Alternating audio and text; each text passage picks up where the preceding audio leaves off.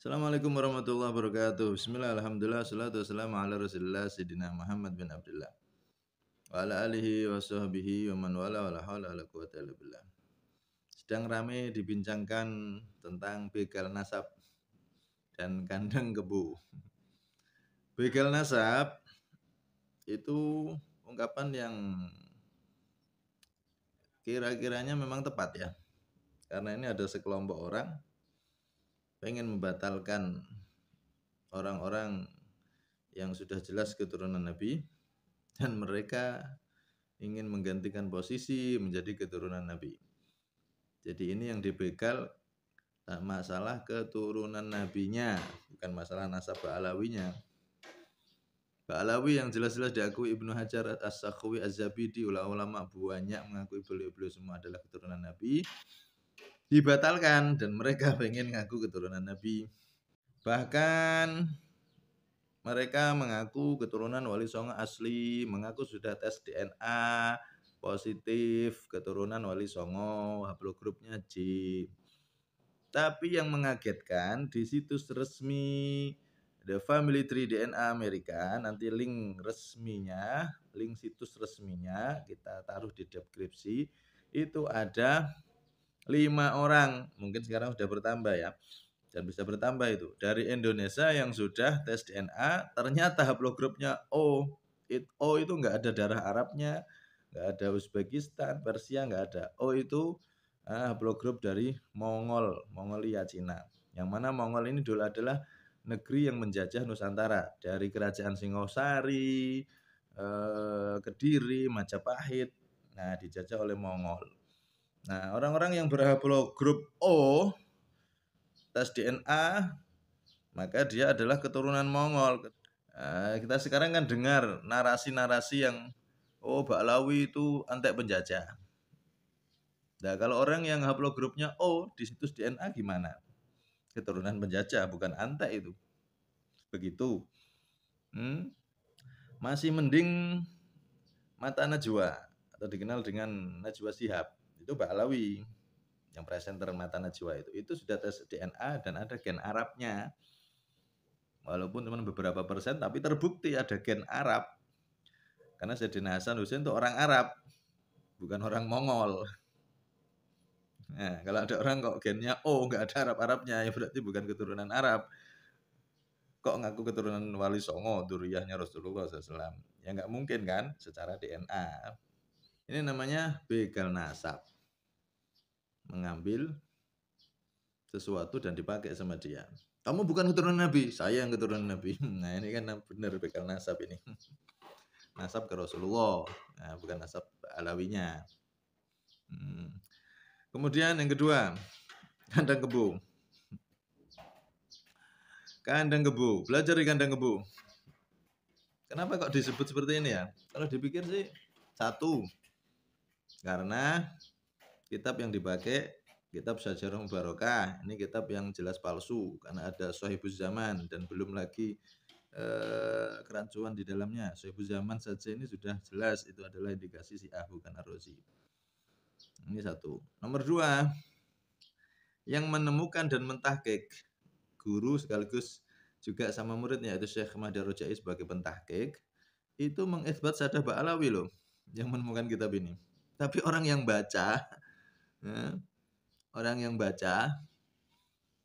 yang katanya ulama, yang katanya Al-Bantani, orang Banten, malah sebaliknya tidak sesuai pemahaman Syekh Mahdi Ar-Rajai dan gurunya yang menemukan kitab ini. Yang ketiga, alasan ketiga, kitab-kitab sebelum Syajarah Mubarakah itu cuma nyebut satu saja. Nama anak dari Imam Ahmad Al-Muhajir itu satu, yaitu Muhammad. Semua kitab di atasnya itu satu semua. Kemudian Syajarah Mubarakah tahunnya 606 itu kalau memang kita anggap karya Ar-Razi sudah ya. Kalau kita anggap karya Ar-Razi 606 itu menambah 2 anak berarti jadi 3. Dari wafatnya Imam Badillah 383 ke 606 itu 200 tahun lebih. Nah, dari mana data Syajarah Mubarakah ini menambahkan 2 nama? Padahal sebelum-sebelumnya tidak ada satupun kitab yang menyebutkan nama Imam Ahmad Al-Muhajir kecuali satu, namanya Muhammad. Setelah Setelah 200 tahun tanpa ada data, tiba-tiba Syajarul Barokah menambahkan 2 jadi 3 di kitab tersebut. Nah, ini namanya dalam kaidah ulama, Imam Bukhari menyebutkan di kitabnya Sahih Bukhari dan juga Imam Baihaqi, ada kaidah az-ziyadah min athiqati maqbulah, tambahan dari ulama yang dipercaya, yang diakui keulamaannya itu diterima karena beliau pasti punya data yang mungkin kita tidak menjangkaunya. Ini. Jadi kitab sebelum Syajarul Barokah itu nggak ada menyebutkan nama anak Imam Ahmad Muhajir kecuali 1. 200 tahun lebih baru Syajarul Barokah tiba-tiba munculkan 2 nama jadinya 3. Datanya dari mana? Ini kitab sebelumnya enggak ada. Nah, ini malah kitab ini dipakai kan. Ada 2 data masuk, enggak jadi masalah. Kemudian setelah itu 200 tahun lagi, Syajarul Barokah abad ke-7 kalau kita anggap Tarik Ar-Razi. Tambah 200 tahun lagi atau setelahnya ada ulama banyak yang menambah 1 nama lagi jadi 4. Yaitu Imam Ubaidillah, Ibnu Hajar, As-Sakhawi, Az-Zabidi, ulama-ulama besar menambahkan 1 data namanya Abdullah atau Ubaidillah. Nah, ini diterima. Kenapa? Karena yang menambahkan pakarnya, pakar nasab. Ibnu Hajar pakar nasab, Az-Zabidi pakar nasab. Az-ziyadah min athiqati maqbulah, tambahan dari ulama yang dipercaya, yang sudah jelas keulamaannya. Siapa sih yang ragu sama Ibnu Hajar? Siapa sih yang ragu sama As-Sakhawi? Siapa sih yang ragu sama Az-Zabidi? Ya nggak ada yang ragu sama beliau-beliau kecuali orang yang logika ilmunya sudah nggak waras. Logika ilmunya ngambil dari tanda kutip kandang kebo. Kalau nggak percaya sama Ibnu Hajar, nggak percaya sama Sakhawi, nggak percaya sama Az-Zabidi, belajarnya di mana itu?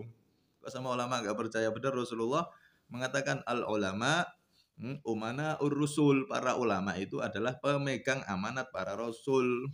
Ilmiah itu ya percaya sama ulama yang benar-benar ulama. Apalagi sekelas Ibnu Hajar, As-Sakhawi, Az-Zabidi, jelas itu beliau semua ulama yang tidak mungkin menulis di kitab satu tulisan yang bohong atau dusta. Ulama itu pasti yang kalau dia ngarang kitab yang ditulis itu sudah di cross check dan itu pasti sudah berdasar data.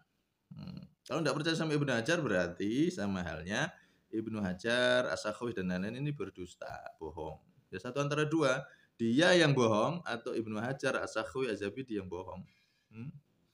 Sampai-sampai dikatakan Ibnu Hajar itu bukan nasabah, ada yang membela dengan fanatik buta. Ibnu Hajar disebut bukan nasabah, padahal sudah jelas di kitab Tabaqatun Nasabin, yaitu kitab yang menulis daftar-daftar ahli nasab, itu Ibnu Hajar tertulis di situ, tapi ada ustadz yang mengatakan Ibnu Hajar bukan nasabah, mengeliminasi.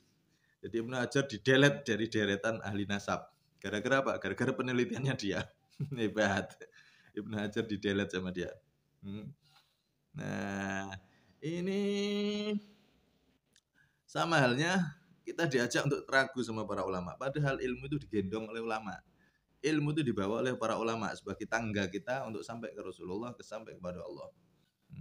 Ya kalau nggak percaya sama Ibnu Hajar, nggak percaya sama ulama yang pakarnya, padahal dia sendiri tidak pernah belajar ilmu nasab, belajar sama siapa nggak jelas, malah berani menabrak para ulama yang jelas ahli nasab, kitabnya saja yang dipakai palsu, yang penemu dan pentahkiknya saja mengitsbat Ba'alawi, dia masih ngeyel untuk memutuskan nasab sada Ba'alawi.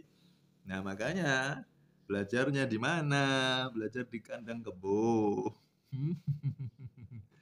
Nah, semoga kita cerdas memahami ini semua. Apalagi setelah Haul Akbar Wali Songo, Kiai Haji Akil Sirot sudah dengan jelas menyampaikan Sunan Gunung Jati adalah Ba'alawi, turunan Sayyid Abdullah Azamat Khan dari India, yaitu Ba'alawi.